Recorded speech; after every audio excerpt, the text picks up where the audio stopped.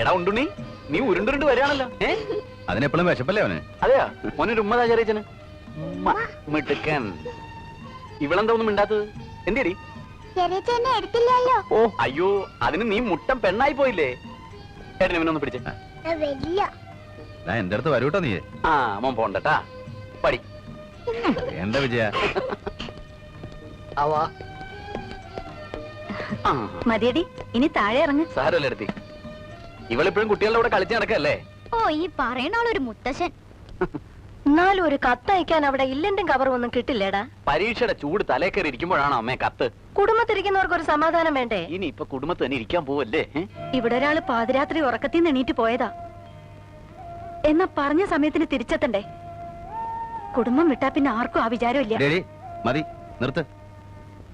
കുടുംബത്തിന്റെ വിചാരം എന്താണല്ലോ 10 രൂപ കൊല്ലായിട്ട് കഴുതിയെ പോലെ ഭാരം വലിക്കണേ. വായി നല്ലൊന്നും കേൾക്കണ്ട.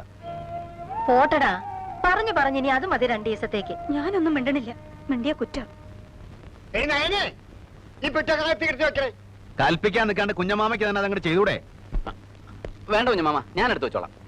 മോൻ താഴെ ഇറങ്ങി നിന്നാ ചെറിയച്ചൻ ഇത് തുറന്നൊരു കൂട്ടം എടുത്തു തരാം. എന്താ ചെറിയ? വാ കാണിച്ചു തരാം. അമ്മേ, തിന്നാനെന്താ ഉള്ളേ? ഏതാണ്ടൊക്കെ വറുക്കുക പൊരിക്കുക ചെയ്യുന്നുണ്ടായിരുന്നു. എന്തൊക്കെയാടി? ഇഷ്ടമുള്ളതൊക്കെ ഉണ്ട്. വിളിച്ചു വന്നാട്ടെ. തീറ്റ കഴിഞ്ഞിട്ട് കുളി, അതാണ് പുതിയ ചിട്ട. ഒന്ന് സഹായിക്കടി. ഇതൂടെ.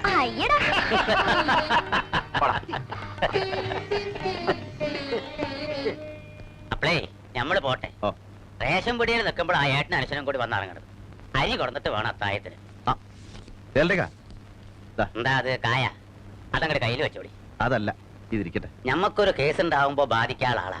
അപ്പോ ബക്കി ഫീസ് കുറച്ചാ മതി ഈ കാര്യം. എന്തേ കുഞ്ഞനായരെ? വാസ്തവം.